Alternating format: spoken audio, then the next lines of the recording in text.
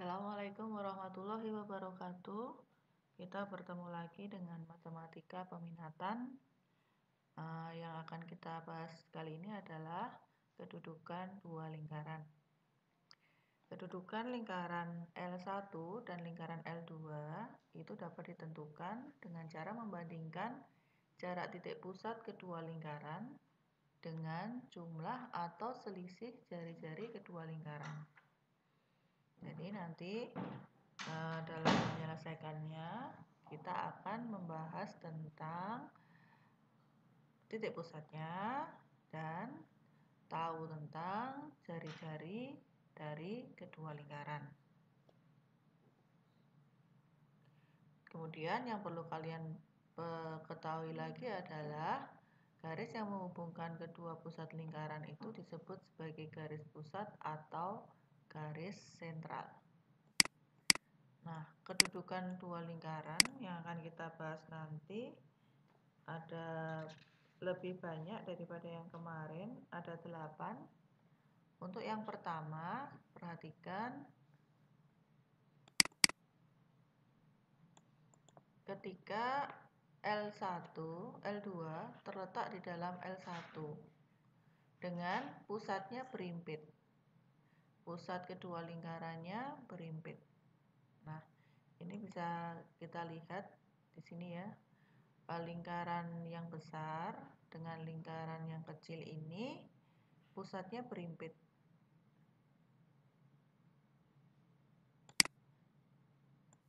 Nah, ini misalkan saya perkecil atau saya perbesar, dia tetap akan berimpit. Perhatikan jarak antara dua pusatnya. Karena berimpit, maka jarak kedua pusatnya adalah 0. Jadi, syarat agar lingkaran L1 dan L2 itu berimpit, maka jarak antara kedua titik pusatnya adalah sama dengan 0. Nah, dalam hal ini dikatakan bahwa L2 terletak di dalam L1 dan konsentris L2 yang kecil ini terletak di L1, terletak di dalam L1 dan konsentris. Konsentris itu berarti sepusat. Kemudian, nah ini ya, syaratnya adalah jarak antara dua pusatnya sama dengan 0. Yang kedua, jika L2-nya, lingkaran yang kecilnya ini, terletak di dalam L1. Jika L2 terletak di dalam L1, tetapi dia tidak sepusat atau tidak konsentris. Nah, ini ada dua syarat, yaitu PQ sebagai jarak dua titik pusatnya bernilai kurang dari jari-jari lingkaran yang kecil, jari-jari lingkaran yang kecilnya kurang dari jari-jari lingkaran yang besar. Atau jari-jari lingkaran kecil bernilai antara panjang jarak dua pusatnya dan jari-jari yang besar. Atau syarat yang keduanya adalah PQ-nya itu bernilai kurang dari jari-jari lingkaran besar dikurangi jari-jari lingkaran yang kecil. Kita perhatikan di sini yang kedua.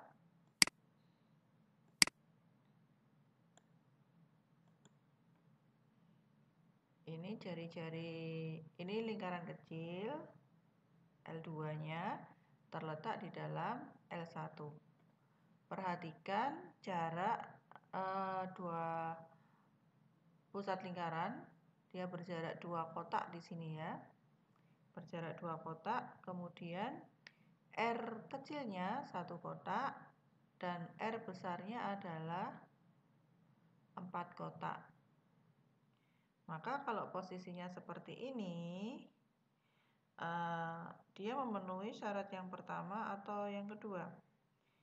Kalau syarat yang pertama tadi, jarak dua pusat lingkarannya, berarti 2 ya ini, kurang dari R kecil, R kecilnya 1.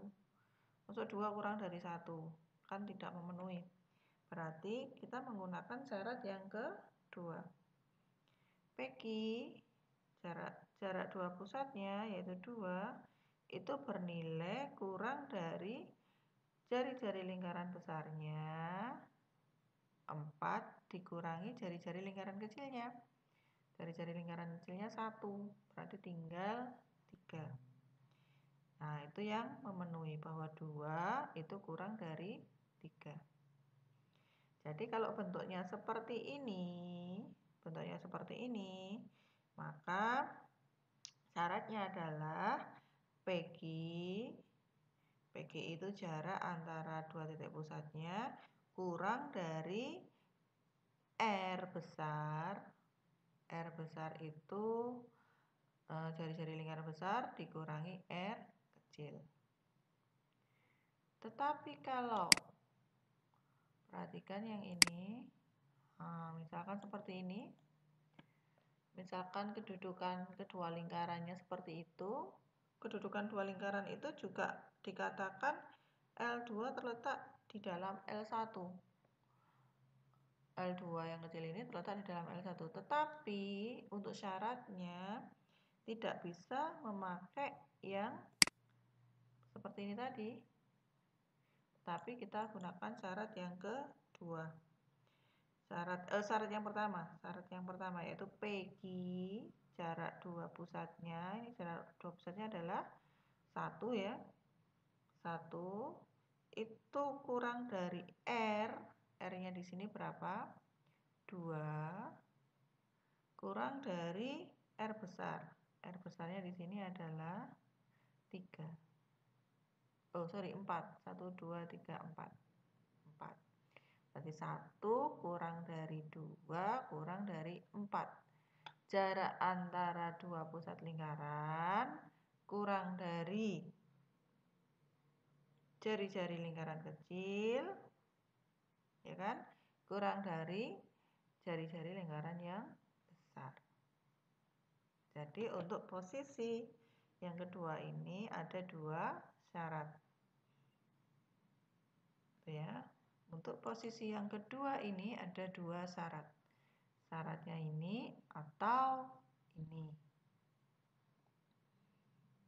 Dikatakan apa? Kalau syaratnya ini atau ini, dikatakan bahwa L2 terletak di dalam L1 yang tidak konsentris, tidak sepusat.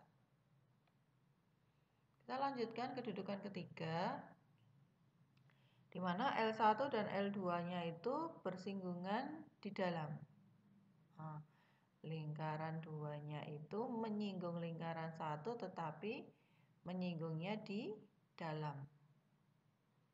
Ini memiliki syarat adalah jarak antara pusat 1 dengan pusat lingkaran kedua, PQ ini nilainya sama dengan R besar dikurangi R kecil.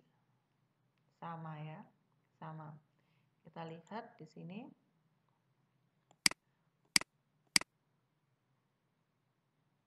Nah, gambar yang ini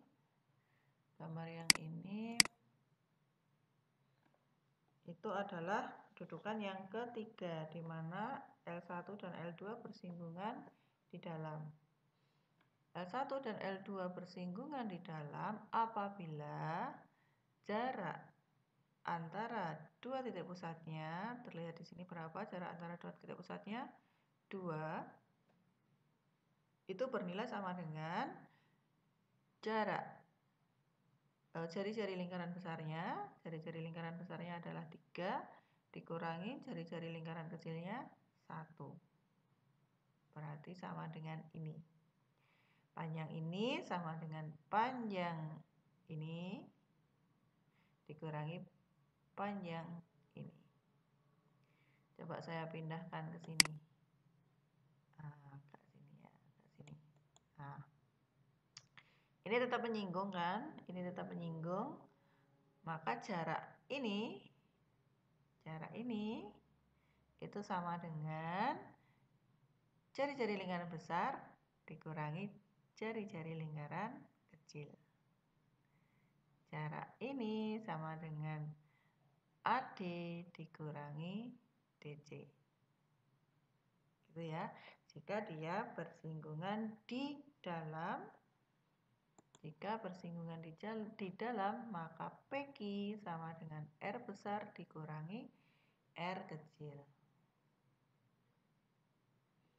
Kemudian keadaan yang keempat, yaitu jika L1 berpotongan dengan L2.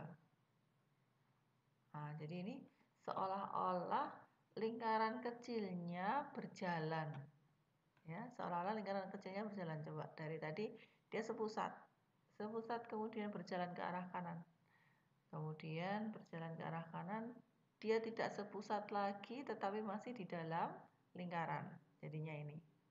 Kemudian lingkaran kecil ini nanti berjalan lagi ke kanan. Lingkaran yang besarnya tetap berjalan ke kanan, akhirnya dia menyinggung sini.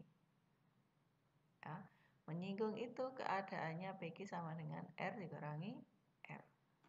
Kemudian keadaan yang keempat, lingkaran kecilnya berjalan lagi ke kanan. Nah, ini dikatakan bahwa L1 berpotongan dengan L2. L1 berpotongan dengan L2, syaratnya adalah jarak PQ-nya itu bernilai antara R besar dikurangi R kecil dan R besar ditambah R kecil. Nilai PQ, panjang PQ itu bernilai antara R besar dikurangi R kecil sampai R besar ditambah R kecil. Ini yang keempat. Yang keempat bisa diperlihatkan di sini. Ini ya. Nah, di sini bahwa jarak antara E ke G berapa ini? 1, 2, 3, 4 itu bernilai antara jarak jari-jari ini yang besar dikurangi jari-jari yang kecil, berarti 3 dikurangi 2, 1 ya, dan berjarak 3 ditambah 2, yaitu 5. Jadi nilainya 4 itu di antara 2 sampai 5. Tuh, berarti kalau seperti itu dinyatakan bahwa L1 dan L2-nya berpotongan. Selanjutnya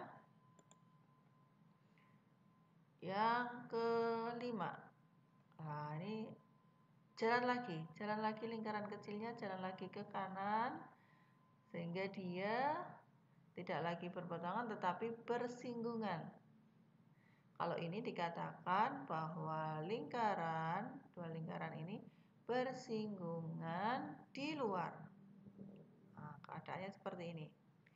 Jika bersinggungan di luar, maka panjangnya PQ ini sama dengan panjang jari-jari lingkaran besar ditambah panjang jari-jari lingkaran kecil. PQ sama dengan R besar ditambah R kecil. Paham ya? Jika dia bersinggungan di luar. Jadi bersinggungannya ada dua ya. Bersinggungan di dalam, R besar dikurangi R kecil. Bersinggungan di luar, ini R besar ditambah R kecil. Nah, di antara bersinggungan di dalam dan bersinggungan di luar itu ada berpotongan. Nah, sebelum dia bersinggungan di luar, dia akan berpotongan terlebih dahulu. Oleh karena itu nilai PQ-nya di antara bersinggungan di dalam dan bersinggungan di luar. Di antara R dikurangi R sampai R ditambah R. Nah, paham ya? Lingkaran kecilnya jalan. Lingkaran kecil yang bersinggungan di dalam berarti R dikurangi R. Lingkaran kecil yang bersinggungan di luar berarti R ditambah R. Nah, Di antara bersinggungan di dalam dan bersinggungan di luar ada berpotongan. Maka PQ-nya bernilai antara bersinggungan di dalam dan bersinggungan di luar. Berarti PQ-nya antara R dikurangi R sampai R ditambah R. Kemudian yang keenam, L1 terletak di luar L2. Nah, berjalan lagi lingkarannya. Lingkarannya tidak lagi bersinggungan, tetapi dia sudah terletak di luar. Nah, tidak ada titik potong antara kedua lingkaran ini. Nah, syaratnya berarti jarak antara PQ harus lebih besar daripada jari-jari lingkaran 1 ditambah jari-jari lingkaran yang kedua. Nah, paham ya? Jaraknya harus lebih besar, harus ada selisih di sini. Harus ada selisih. Oleh karena itu, panjang PQ harus lebih besar daripada R1, R besar ditambah R kecil. Nah, itu kedudukannya. Kemudian ada kedudukan khusus di sini bahwa L1 ortogonal atau tegak lurus terhadap L2. Nah, tegak lurusnya di sini ya. Oleh karena di sini tegak lurus, maka jari-jari lingkaran besar dikuadratkan pakai Pitagoras ditambah jari-jari lingkaran kecil dikuadratkan, nilainya sama dengan PQ-nya. Itu kalau dia PQ kuadrat. Kalau dia dikatakan tegak lurus. Dia berpotongan tetapi harus memenuhi R besar kuadrat ditambah R kecil kuadrat sama dengan PQ kuadrat.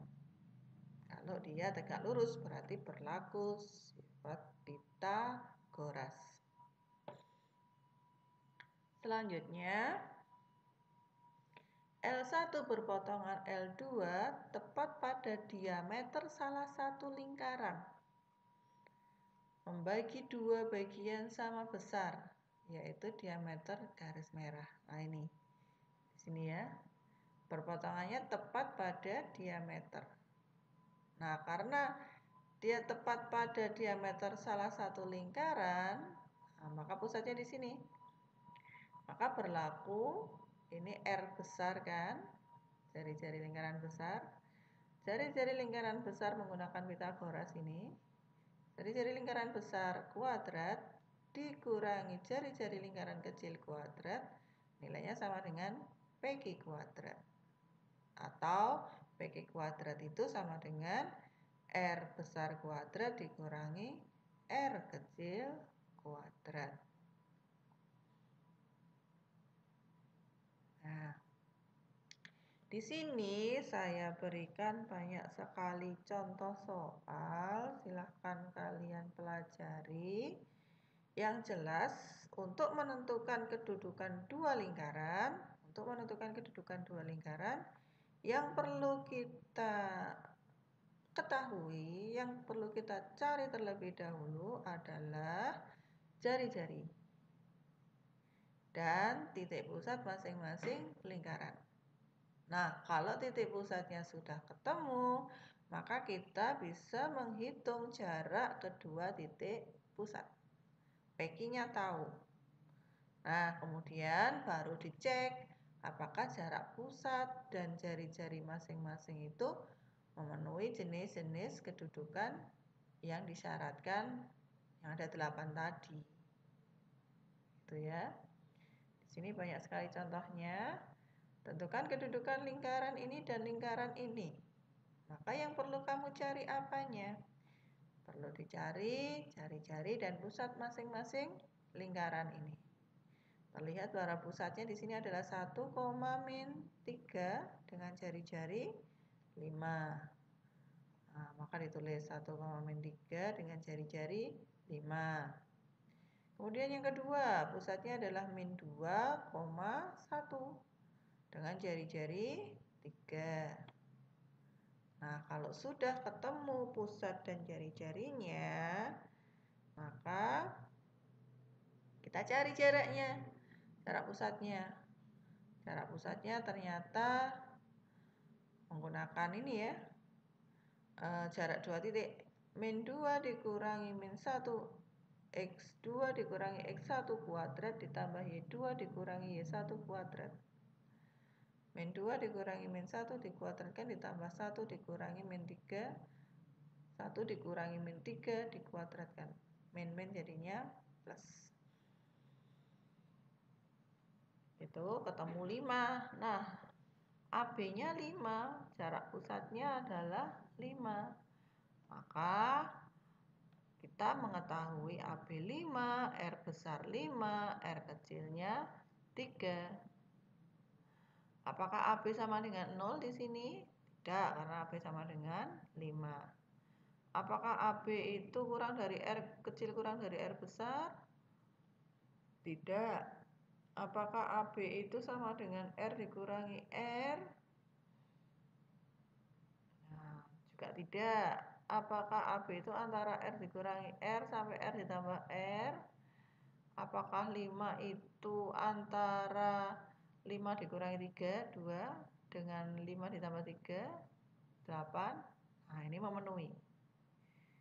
Dicek satu-satu ya, ternyata ini memenuhi. Karena yang memenuhi ini, maka tadi adalah artinya kedua lingkaran berpotongan. Gitu ya. Ini gambarnya gini, dua lingkaran berpotongan. Nah, untuk memahami tadi rumus apa itu namanya? Ini ya. Memenuhi dan tidak memenuhi kedudukan dari kedua lingkaran itu, kita bisa melihat menggunakan tabel ini. Ada 8 ya. Ada 8, di sini tersedia 5. 1, 2, 3, 4, 5.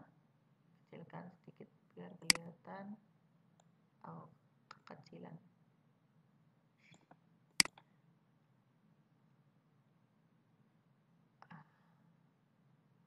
Di sini dua lingkaran itu jari-jarinya R1 dan R2. Kurang kecil lagi. Maaf.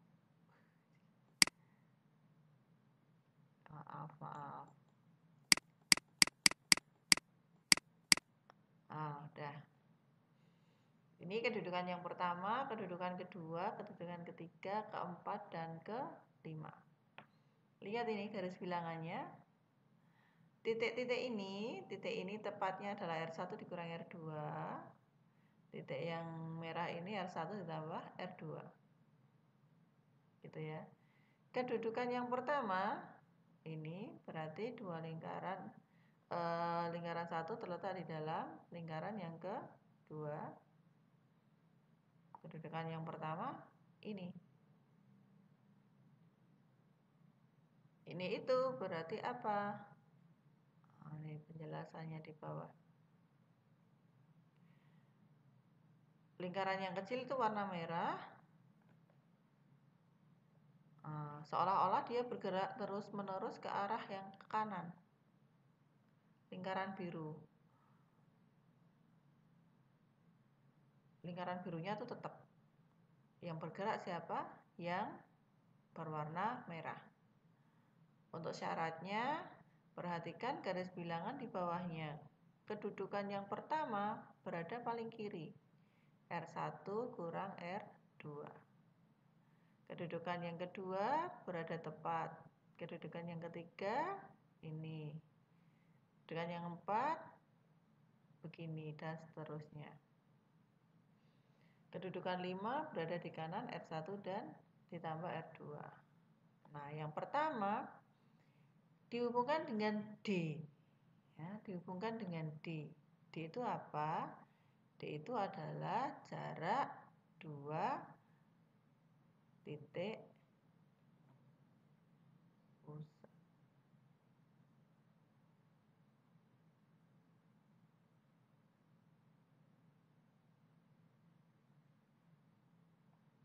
D-nya kurang dari R1 dan dikurangi R2. Nah, ini. Nah, ini karena letaknya 1 itu di sebelah kiri R1 dikurangi R2, ya, berarti D-nya kurang dari R1 dikurangi R2. Terus posisi yang kedua seperti ini. Posisi yang kedua seperti ini, maka dikatakan bahwa D-nya sama dengan R1 dikurangi R2 dinilai mutlakan.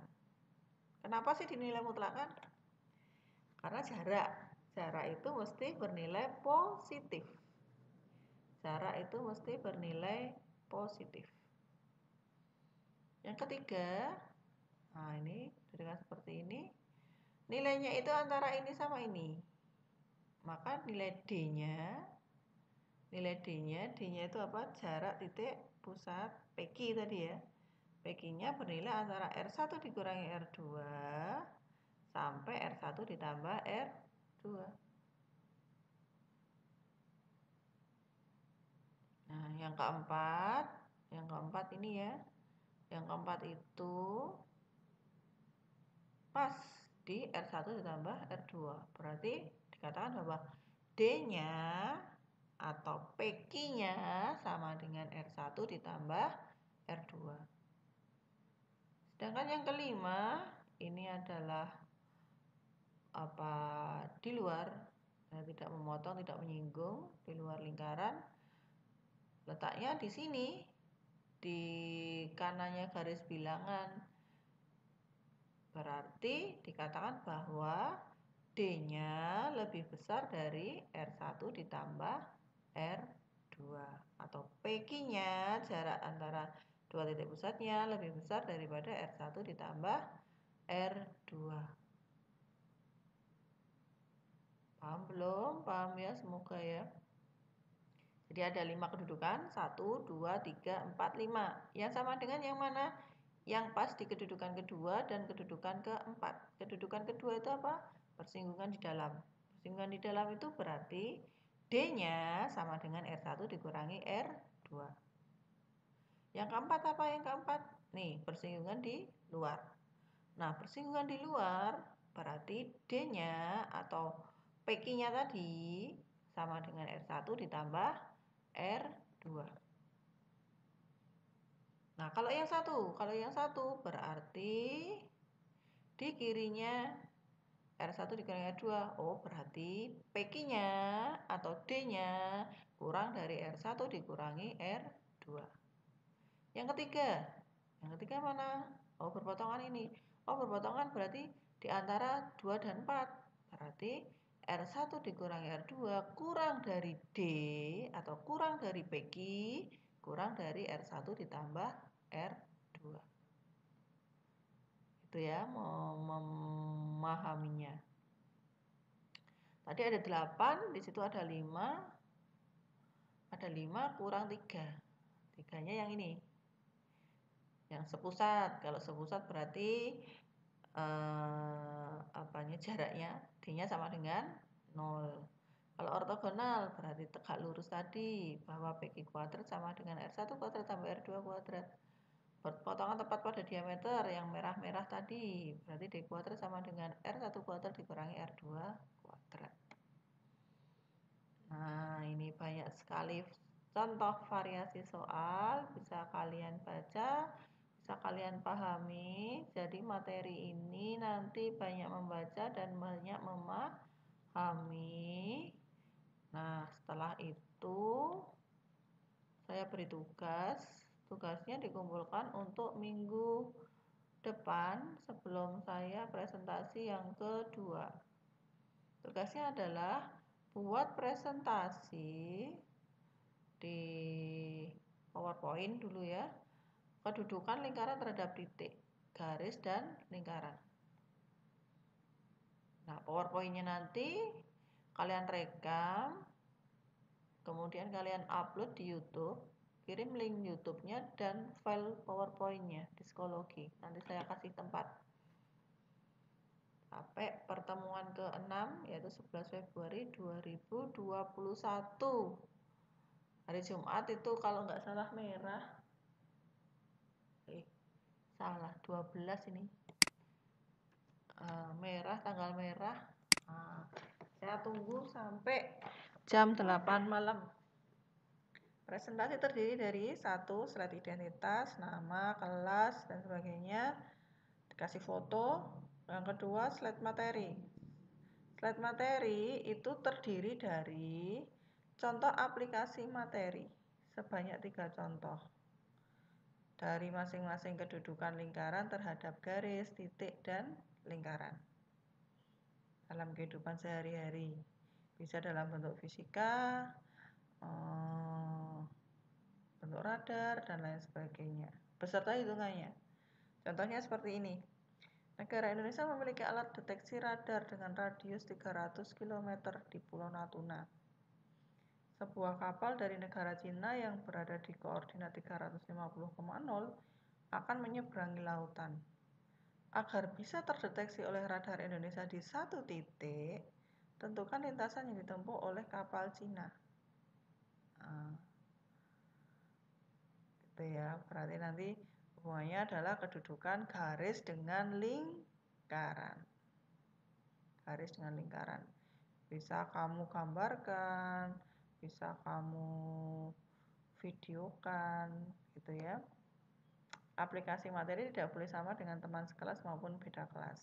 Nanti ada yang sama, corek kedua-duanya. Itu berarti 3 contoh ya. Salah satu contohnya ini. Plus hitungannya.